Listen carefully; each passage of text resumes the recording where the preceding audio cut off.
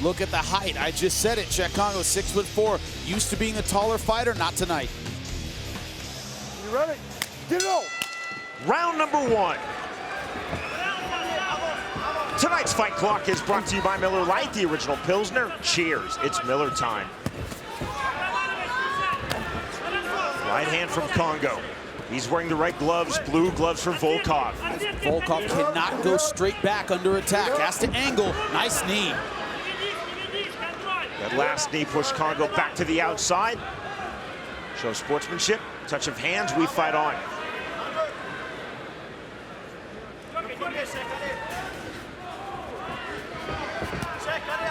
Kongo trying to establish the jab.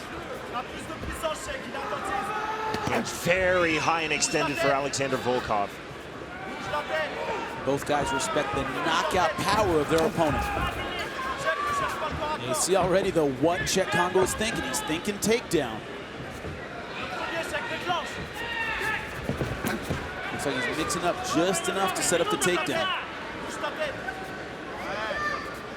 You can see Jimmy Kongo trying to find that middle range. Yep. Not the outside and not the pocket. 2 body kicks from Volkov, both landed. Look at Volkov fighting very flat-footed. Not cutting angles, he's standing in one place.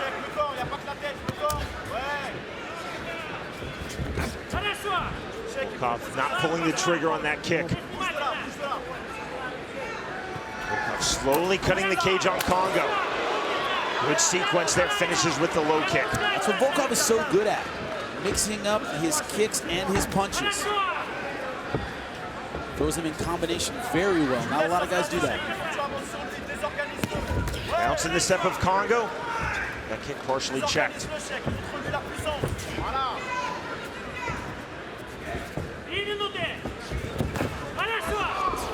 Kongo the level change, looking for the takedown.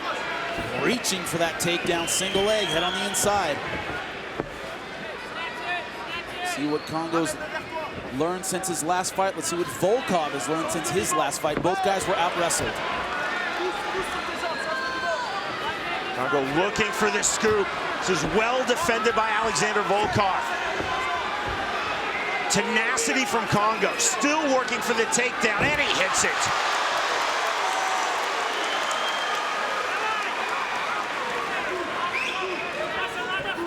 .220 remaining, round number 1.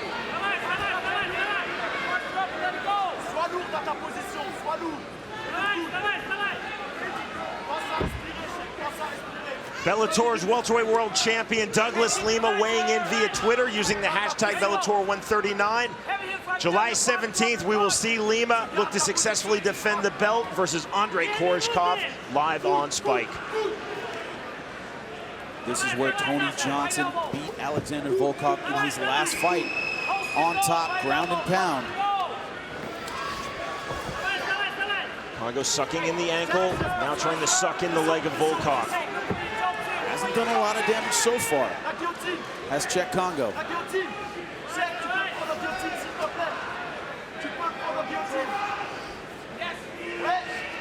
Kongo being very patient, knee to the body.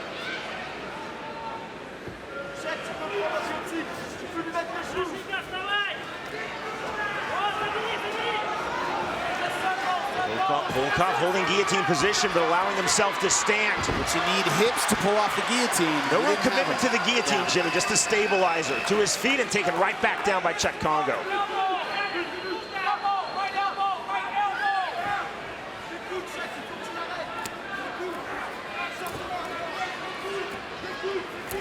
Kongo trying to open up his ground and pound, lands that elbow.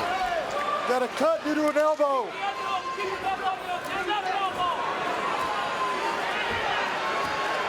Kongo turning up the heat ever so slightly. Close guard from Volkov.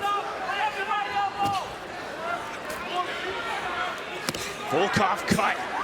This is where those long legs, those long limbs become a disadvantage. Cheick Kongo putting a ton of pressure on Volkov. You see the split in his forehead just below the hairline. Volkov still holding close guard, still eating those punches and those elbows from Cheick Kongo.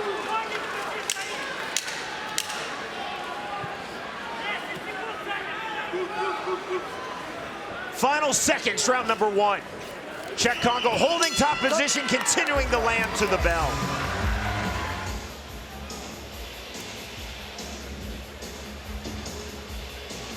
John McCarthy set to start round number 2. Jimmy, how did you score round 1? 10-9 Cheick Kongo, the takedown, the ground and pound. He wins it 10-9 on my scorecard.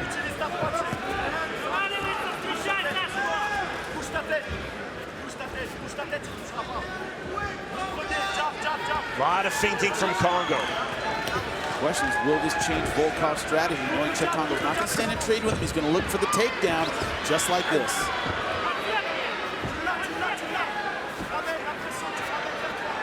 Kongo quickly to the inside, again looking for the scoop double leg. And he hits it once more. The problem Volkov is having defensively is that a guillotine doesn't stop a takedown. A crossface stops a takedown. He's going for a guillotine with no hips. You can submit a guy with it, but you won't stop the takedown with it. Defensive body lock, as you see from Alexander Volkov. Strikes landed round number 1, courtesy of CompuStrike, Jimmy. We got a wipeout, 67% through 46, landed 31 for Cheick Kongo. Volkov has a lot of catching up to do. He's not going to do it from here. Kongo using that base to establish his ground and pounds, mixing elbows with punches.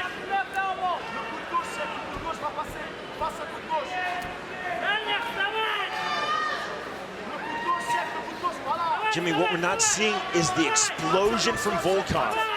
And like I said, that's because his limbs are so long, it's hard for him to get space with them. You know, he's being crushed up, a lot of weight on him. That's when being tall and lanky becomes a disadvantage. You need a lot of space to get out of these positions. A guy with short limbs can roll out, can get out with very little space. Volkov can't.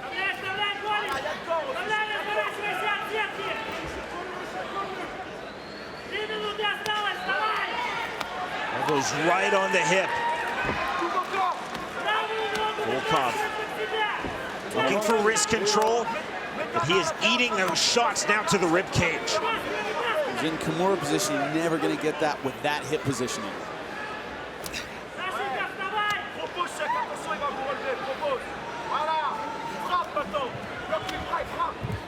Blood flowing freely from that scalp cut of Alexander Volkov, opened up by Cheick Kongo in round 1.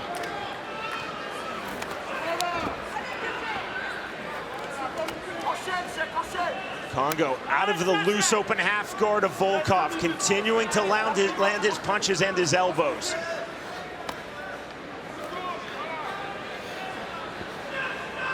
.210 remaining, round number 2 of our main event.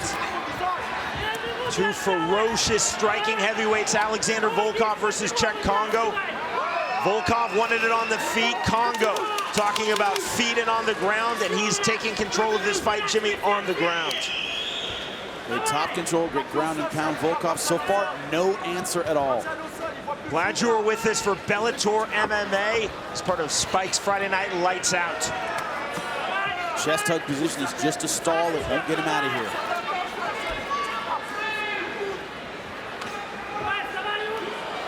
Volkov again posturing on his hip.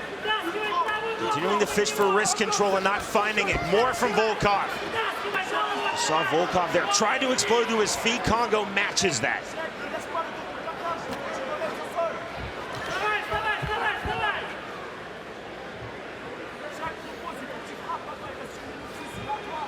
Come on, work.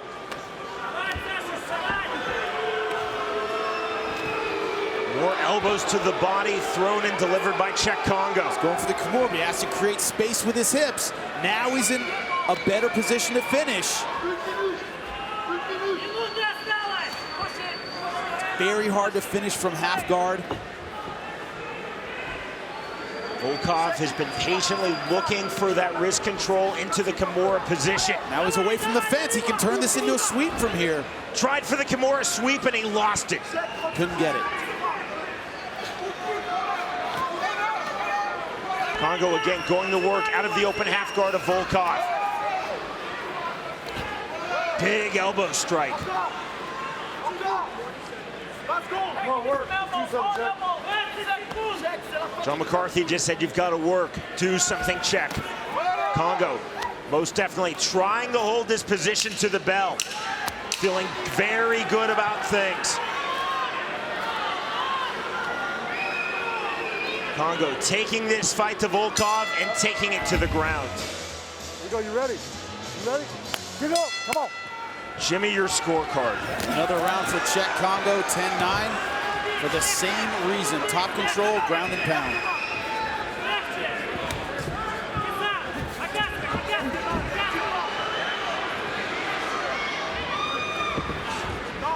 A pivotal career fight for both men. Alexander Volkov and Cheick Kongo. Kongo emphatically not playing the outside game that Volkov wanted. He's playing the inside game to the takedowns. Again, the scoop. That compu strike was not a mistake. 0 for 0 on ground strikes for Alexander Volkov. Unbelievable. Really on the ground in round 2, Jimmy, we saw Volkov patiently looking for the Kimura, found it, tried the Kimura sweep. Kongo pulled out of it, and back to the ground and pound for Cheick Kongo. And here we are again, ground and pound for Cheick Kongo. That's a big right hand, elbows over the top. Those are landing. Crowd has been booing throughout this fight, but Cheick Kongo has been busy on top. He's been doing a lot of damage. Don't expect him to change things up. There's no bravado in Cheick Kongo. He sets a strategy, he assesses his opponent's strengths and weaknesses, and goes from there. Clearly, he did not want to stand and trade, recognize the power of Volkov, the range, the reach advantage.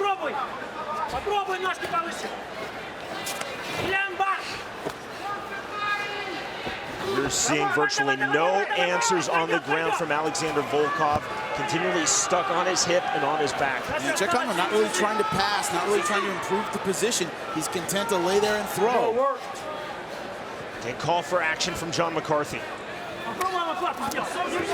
Kongo is going to work just enough to keep holding this dominant top position. Volkov trying to throw up his legs to no avail out of open guard. Stacked in open guard. Those elbows are landing. Problem is he doesn't have the build to easily create space in these positions. Long limbs, as we both know, Jimmy, can work for you and against you on the ground. No bad build in MMA. Just fight for your style, and right now, Cheick Kongo is fighting with the style to negate the build of Alexander Volkov. But we're not seeing the active guard, the legs being thrown up from Alexander Volkov.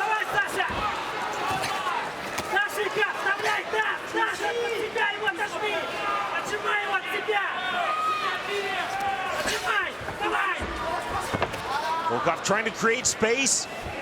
Kongo right back into the open guard of Alexander Volkov. He just simply looks stuck, Jimmy. All over him. Plenty of hip pressure. Continuous barrage, and Volkov just doesn't have any tactical answers. Left to the body by Kongo. To the elbow. You see Kongo, he's actually targeting the forehead cut. Precise aim.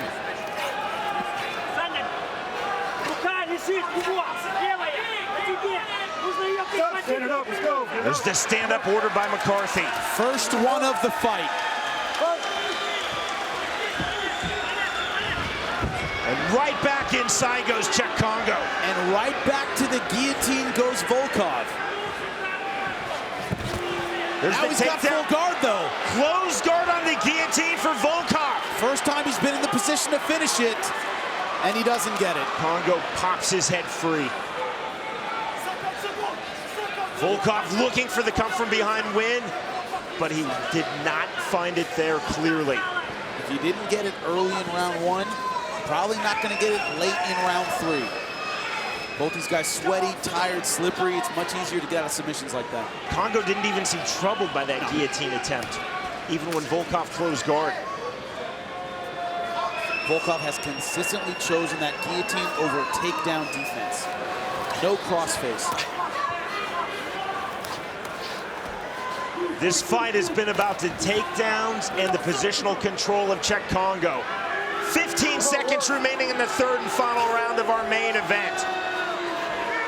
Cheick Kongo made a strange threat at the weigh-in. I can't repeat it on air. You can look it up on Twitter somewhere, but he just about did it tonight. The bell in the end of the fight. Ladies and gentlemen, having gone the distance, will go to your three cage-side judges, Sal D'Amato, Mark Smith, and Victoria Miller-Pence. All three score the fight 30-27 for the winner by unanimous decision, Cheick Kongo.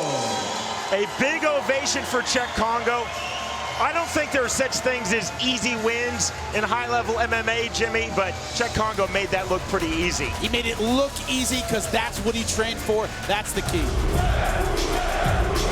Tail the tank for this co-main event. Cedric Doumbé 31, Jaleel Willis 32.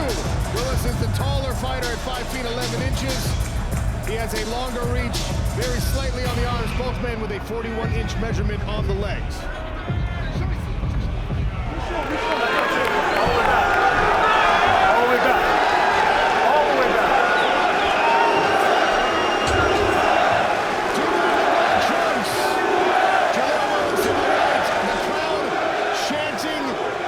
Cedric Doumbé, Charlotte Dan Hardy, Charles Sutton beside the Bellator cage. Big John McCarthy ready to join us remotely. Caught the kick through the punch. Back to their feet. That's a very interesting first engagement. I mean, they're feeling each other out right now. They've already pulled the mask off. Some quick movements here for Jaleel Willis. Gave a look at that knee tap takedown. Trying to see how Doumbé reacts. Doumbé with that long, low stance. Goes to the counter with his hands, helps him defend takedowns. Hangs heavy on his lead leg. Tries to draw the attack so he can counter.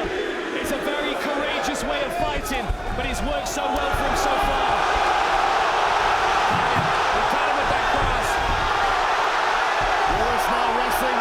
Head inside on the single. Left hand working for Cedric Doumbé. Nice sprawl. Good knee. Oh! He caught the knee and dropped him with the right hand. Let's see the elbows of Cedric Doumbé now. He's been talking about how much he's been working on his elbow game. He's in half guard top. This is the ideal position to start utilizing them. Body kick landed for Jaleel Willis after the stand-up. This already is such a reminder of the growth of our sport.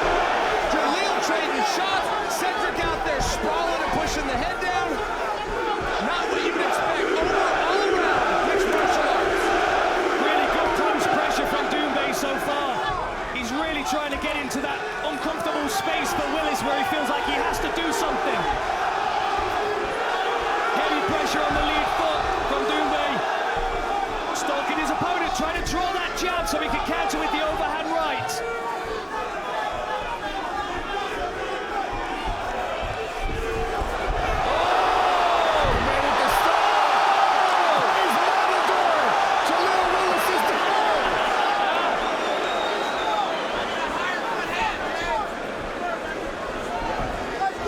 He's trying to draw that jab again, look, you can see it. He was doing it against Baki, leaves his head out there. Made a short right hand from Willis there. Up kick misses. Jaleel's game though. You can tell he's anxious, but he's game. Anthony Pettis watching on closely. Good long jab there from Willis. Just brushes the beard of Cedric Doumbé.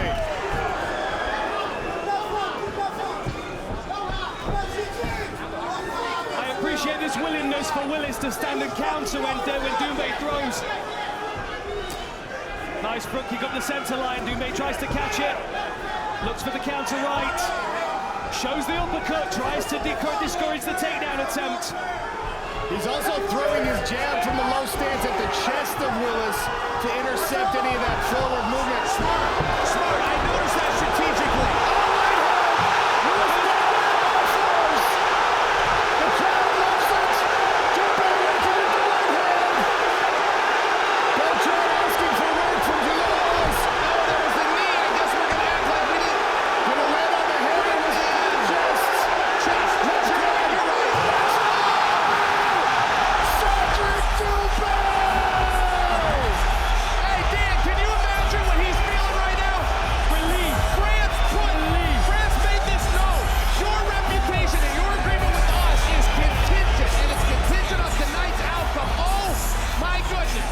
Ladies and gentlemen, it comes to an end. 3 minutes, 33 seconds into round number 1.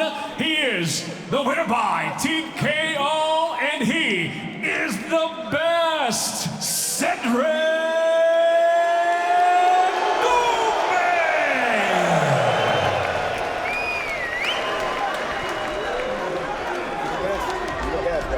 Doumbé improves to 6-1, 6 knockouts. Cedric, if I can jump in real fast, what did you and Jaleel just say to one another? Sorry. You and Jaleel just had a quick embrace and exchange. Could you tell me what was said? I told him very good strategy, you know, because I had a good game plan. But I understood, you know, I figured out his game plan during the first round. And I told him that I respect the game plan. Very smart, very smart. Mark, can you give me that in French? Absolutely, Chael. So, la question à Cédric, c'est évidemment quels étaient les propos que tu échangeais actuellement avec ton adversaire Jalil. Eh ben, écoute, je lui disais simplement quel était mon game plan. Je lui avais expliqué aussi que je m'attendais à ce que lui arrive avec le game plan qu'il a cherché, qu'il a appliqué également. Donc, ils échangeaient tout simplement sur le combat qui vient de se dérouler. Cedric, the idea of you winning that fight in the first round with strikes, okay, fine. The idea of you winning it on the ground, certainly you got to be proud of yourself.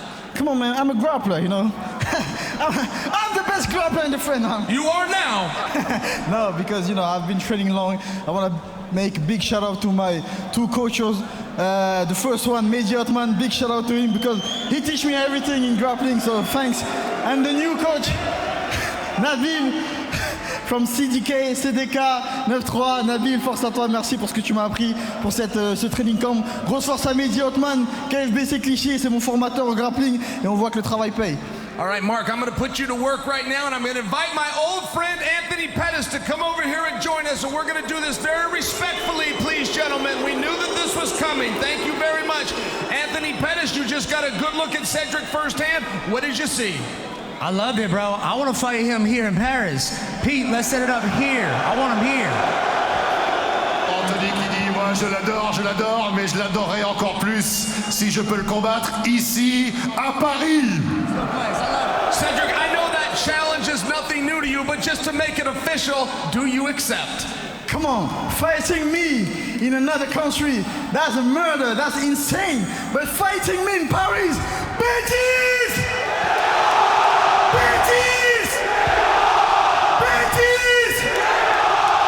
This guy is crazy! I think we've got a deal. Mark, would you like to tell the crowd what just happened? So, ce qui vient de se passer, moi je crois que vous l'avez tous compris, vous l'avez tous vécu. Cédric expliquait que venir combattre, évidemment face à lui, à l'étranger, c'est un truc de dingue, mais le combattre ici en France, il faut être complètement fou, parce que... Non, je le ferai pas. Anthony, final word after your challenge was just accepted. Good luck. Bonne chance. Ladies and gentlemen, give it up for your winner, Cedric Doumbé. So, a good luck from Pettis, a good luck from Cedric Doumbé. Here's a look at our tail of the tape for this lightweight contest. Mansour is 31 years of age, Yachi 33. Mansour, the taller fighter here, 6 feet even, very tall for this weight class. And you can see a massive reach advantage of 8 inches on the arms. Also longer legs for the Frenchman. Yachi's in the white trunks. Barnaoui is in the black. Sir, are you ready? Sir, are you ready? Fight! Mansour was my dark horse for the 55-pound tournament. I'm a believer, but that's because I know he can knock out anybody. I love a term that Dan just taught me called sticky grappling, because I haven't heard it before, but I know what it means, and Yachi definitely has that. And look at that long jab that we were seeing from Barnaoui there. This is a nice attempt here, nice elbow. And that one takes Yachi off his feet along with the forward pressure.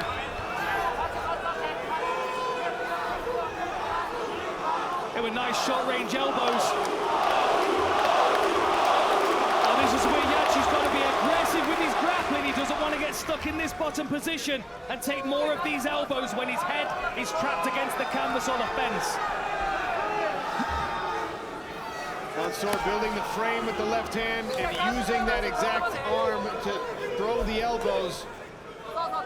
Yachi now trying to isolate and attack the same weapon.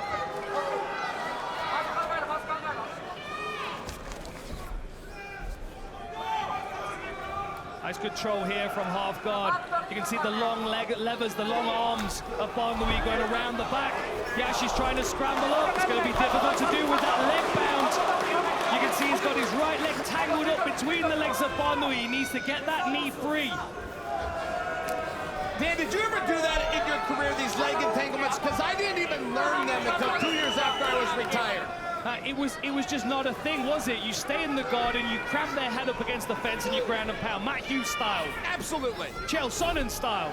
Khabib was the first one of those Dagestani fighters, at least that I saw. I see these leg entanglements go, wow, that looks so simple, but no one ever showed me it.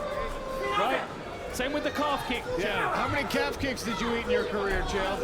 Fortunately, not one for me. I ate a bunch of them in a sparring session with Benson Henderson. I'd never seen the move before, and I told him afterward, I said, you got terrible aim. You haven't hit my thigh once, and he looked at me with that toothpick in his mouth, and he says, it hurts, doesn't it? And that's when I realized he was aiming for the calf. Trying to bounce elbows again. Sport continues to evolve. Yachi trying to confound the offense and Barnaoui with his southpaw stance. Yachi wants to trade with him a little bit. He threw an elbow of his own. I respect it. Oh, that high kick, he's attempted it several times. Hasn't landed yet. Yachi is not as polished on his feet, but his range is excellent. He knows where the elbows are, where the punches are, where the head's at with a kick.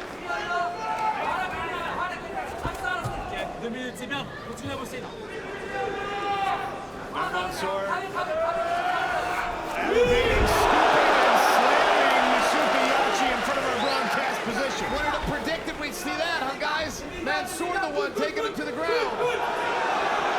He's got to be careful here, getting his head tangled up. Yachi's got tricks. His arms are tangled up at the moment. They're trapped. You can see his right arm's trapped against the fence and the hip of Barnaoui. Here's a short elbow here. If he, yeah, there it is. Frames on the face and then drives the elbow across the cheekbone of Yusuke Yachi. 90 seconds left in round one. And if you're Yachi here, you know that he's going to have to bridge up the fence and scramble, which then potentially exposes his back. And Barnaoui has got a fantastic back-taking game. This is really good pressure, and that arm trap is causing Yachi all kinds of problems. Watch Barnaoui circle to the back here if he gets an opportunity. Oh, look at this. He's on a neck. Come on. Come on. The odds maker never would have predicted this. They got it. The ball tapped. Mansour tapped him out. Come on. We didn't see that coming, fellas. Make it 14 submission victories for Mansour Barnaoui. And the French fans love it. Very impressive, very impressive. Ladies and gentlemen, at the official time of 4 minutes, 8 seconds into round number one, it comes to an end. The tap by way of a Darce choke, the winner by submission, Mansour, the Afro Samurai Barnaoui. The tail of the tape then at lightweight as Thibaut Gouti takes on Kane Mousah. And John, you picked out Gouti's reach advantage. And that's because, look, he's the technician. He's the guy that can stand on the outside and pick you apart. Mousah, big power, likes to have a boxing-centric style. 68-inch reach, he's got to get inside, and that proves it right there. Don't blink. All 6 of Kane Mousah's knockout or submission wins have come in round one. 10 of Thibaut Gouti's have. They get going quickly. But boy, they're both going to take some getting out of there. Mousah was eulogizing about the camp that he'd had. He's boxed in Joe Gallagher's gym in Manchester as well. Sparred some big fighters, high-quality fighters as well. He's so confident. He's up against a very formidable opponent here, though. One of the things we're going to look for is the kicking game of Thibaut Gouti. See if he actually slows it down. He knows that Cain Mousah is more of a boxing type guy. He'll throw kicks, but he throws the kicks to set up his hands. Gouti's the exact opposite. He'll use his hands to set up his kicks. We're gonna see who's the more effective striker. See if Gouti can use that reach advantage that John was talking about.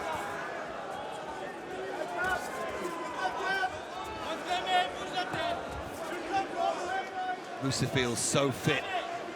He said he wanted to be sure that he left nothing in there, wanted to be sure that he kept working. He's often been criticized for almost leaving gaps in his work. He says that's not going to happen here.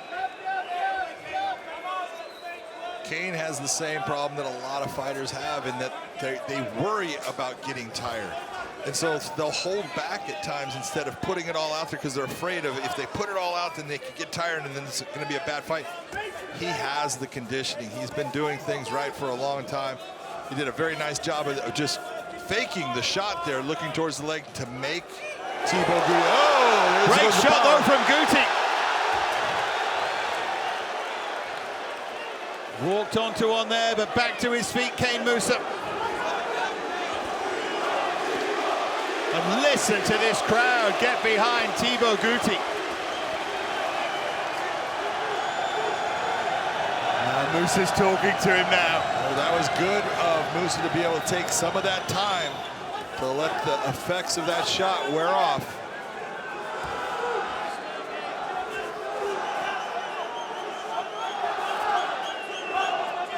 First psychological advantage, though, to Gouti.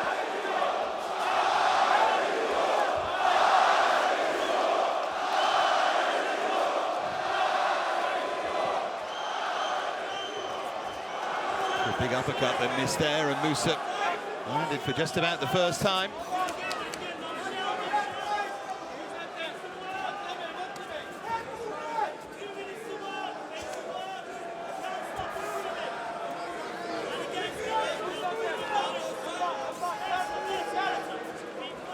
Gouti settled in better here. Yes. You take it, Caden's looking a little bit tight, kind of a little short on some of his shots, not flowing like you saw in that last fight against Georgi Karhanyan, where he was able to really just let his hands go. Right hand there from Gouti. Mousah took it okay and then reaches forward and lands a left of his own and then threw a big right to follow up. Action starting to heat up here with 90 seconds to go in round one.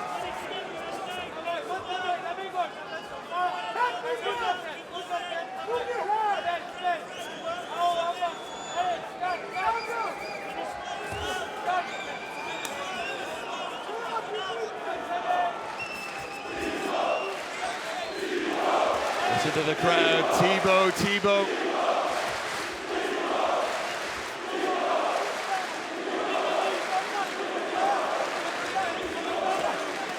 Sharp right hand there from Gouti.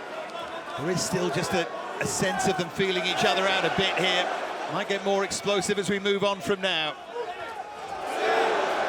Going to bring that kicking game into play now. Thibaut Gouti doing a very nice job of just nice and easy, good movement. But he is going towards the power hand of Cain Mousah. Cain Mousah, when he's stepping towards that right side, when Mousah's in his southpaw stance, he's stepping towards that left hand. He must feel that Mousah is a lot less powerful on the left side than he is with his right hand, which we all know he's got knockout power.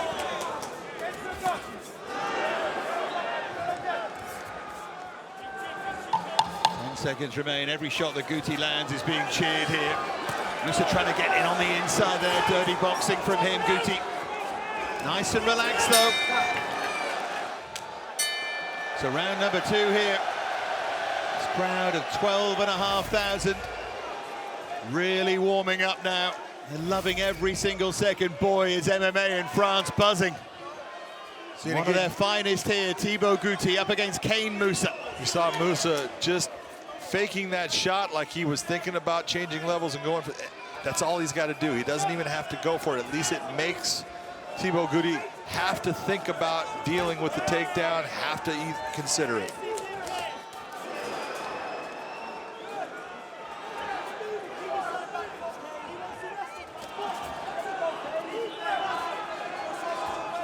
It's like a better start to the second round for Kane Mousah. As you said, John, he looked very, very tight all the way through that opening round. He's doing a very good job right now of using his footwork to crush the space and to keep himself moving inside of the range of Thibaut Gouti. This is where he wants to be, and a couple of hooks from Kane Mousah there. This is much better from him, getting closer. Nice kick, that body kick. Nice toes right into the solar plex area.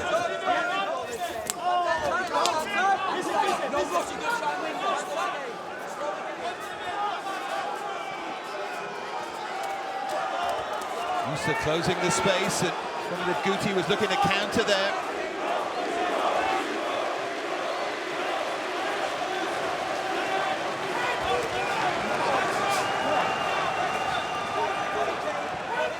As long as Mousah's coming forward and piling on the pressure and having success, he'll be happy here. And Gouti countering there off the back foot with success. But he does need to be careful. Don't get to the point where you're not being smart when you're coming forward. Measured attack. Nice job by Kane Mousah.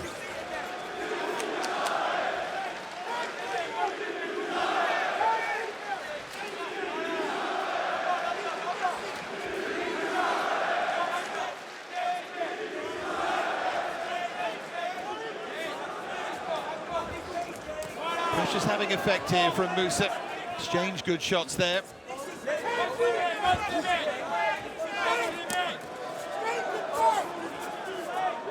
Halfway through round number 2, maybe turning into the sort of fight Kane Mousah wanted. Another of those body kicks. There he goes again, faking that shot. He needs to go with his hands to the body a little bit. He's been successful with the kicks to the body. Everything with the hands is bent towards the head. Just think about bringing them down and then up. He'll just try and set something up.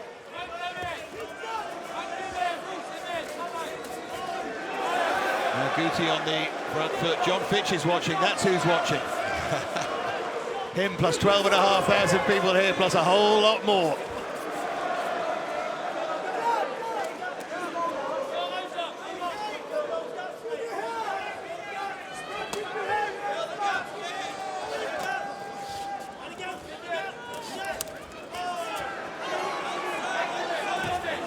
Gouti's the one who's just starting to look a little bit ragged here. Mousah nice and compact and doing his work well. Yeah, right now the pressure that Kane Mousah has been putting on Gouti, he looks good, he looks composed. Gouti is having a little bit of problems as he's moving back. He needs to reestablish himself, take over control of the range. A couple of booming shots landed again there from Kane Mousah. Moves in and lands the left hook, and that's what he's going to be talking about! Gouti counters! Gouti finishes! Gouti, the star of Paris!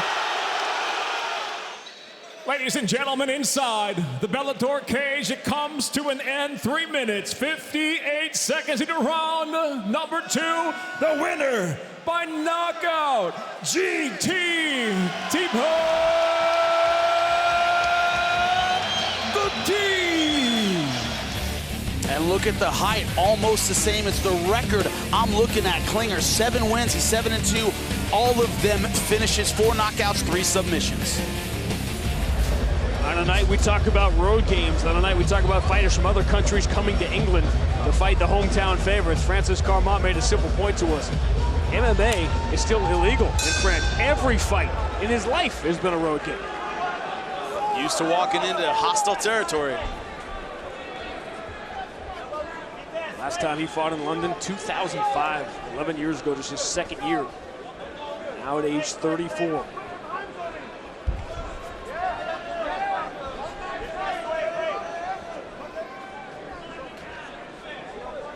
The outside, both guys showing a lot of respect.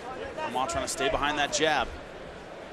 The irony, of course, of Carmont fighting Phil Davis and now fighting Lucas Klinger, who's filling in for Linton Vassell, stay with me here, is that Linton Vassell also couldn't go after losing his first round. He was the first alternate, but he wasn't medically cleared.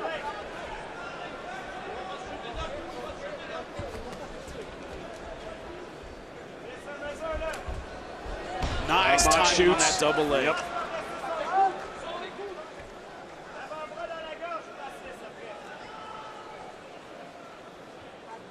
Everybody in TriStar, their timing is so good on that double leg.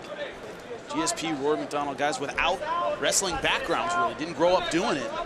Man, their double legs are good. Yep, that was Rory McDonald mentioned on a Bellator show. If you had that in bingo. I'll mention any fighter from any organization, man. Doesn't bug me. It is just one of the beautiful things about free agency now, and about the internet speculation, and the fact that a fighter like Rory McDonald can now talk to everybody and see where he wants to bring his skills next. Whether that's here or somewhere else. Bad turn by Klinger there, gave him his back momentarily. Able to roll back though and get full guard. Good move. Not only has Klinger not gone the distance, he has gone to the second round once, and he went 27 seconds into the second round. Carmont has been in the deep water at the highest level.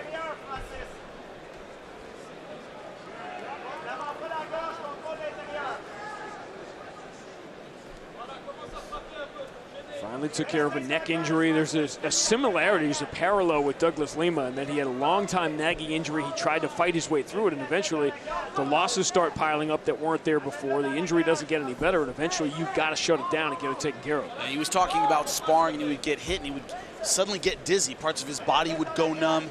Had an alignment issue in his neck.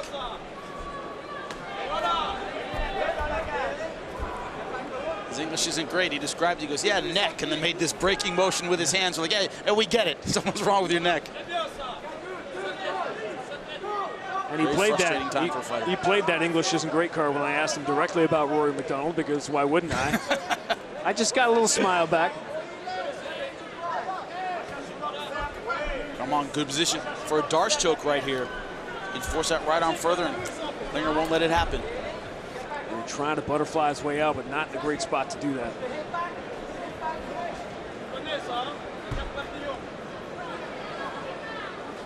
And almost exclusively a sweeping position here.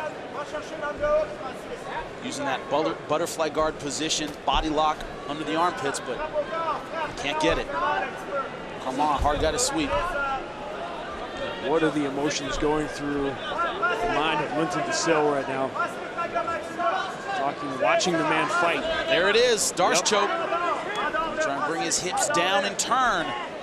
Really put pressure on the neck. Klinger trying to hang on to that right leg. He turns away from it. He's getting into desperation time, so he's trying to push and keep the hips away.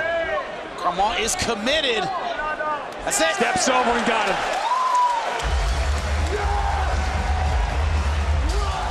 Ladies and gentlemen, the tap comes by way of a Darce choke. Official time, 3 minutes, 54 seconds into round number 1. The winner by submission, Francis Limitless Carmont. You see here a big difference, the reach, a 7-inch reach advantage for Brian the Beast Baker. That's good to keep the explosive Carl Amoussou on the outside. Okay, guys, good luck. This time is here now, okay? Take it, guys. This Bellator Tournament Championship is under the unified rules of MMA, scheduled for 3 5-minute rounds. Elbows to the head are allowed. Timekeeper. Brian Baker is in the white trunks. Carl Amoussou is in the red trunks. Round number 1. The winner of this fight earns $100,000, claims this welterweight tournament championship, and earns the right to face Bellator's reigning 170-pound world champion. Big kick by Baker. Ben Askren for the world title. This is where Amoussou is so dangerous in that opening round. But Brian Baker staying in his face. Low kick by Amoussou. Amoussou said, I'm thinking about facing Ben Askren constantly. Baker said, I'm not thinking about Askren at all. To think about anything other than the dangerous opponent you have in front of you is always a bad idea. Time called by the referee, the former IBF Cruiserweight World Champion, James Waring. He's signaling he was poked in the eye. But if you punch a guy in the eye, it's totally legal. Now on a low blow, time is called to get 5 minutes. Under the ABC unified rules, on an eye poke, it's a reasonable amount of time. Now, that's a pretty gray area. What's a reasonable amount of time? Yeah, I know. They hit him right there. Don't worry about it. I saw a little bit of it, okay? You okay? He is taking less than a reasonable amount of time. He's back in it. Time in, round number one continues. I think Brian Baker acknowledged that part of his finger slipped into his eye. No controversy there. One thing about Brian Baker is his style is so unorthodox, it's hard to time him. Wow, rolling for the heel hook! I don't believe it, he did! There's the tap, and there's the victory! Next up, Ben Askren, $100,000 in the welterweight tournament championship to Carl Amoussou. That is an unbelievable finish for Carl. Psycho Amoussou, a flying inverted heel hook. Ladies and gentlemen, inside the Bellator cage, the tap comes by way of an inverted heel hook. Official time, 56 seconds into round number one. The winner by submission, having earned a title shot as the welterweight tournament champion, Carl Psycho Amoussou. Hey, what's up, guys? This is Francis Ngannou. Subscribe now.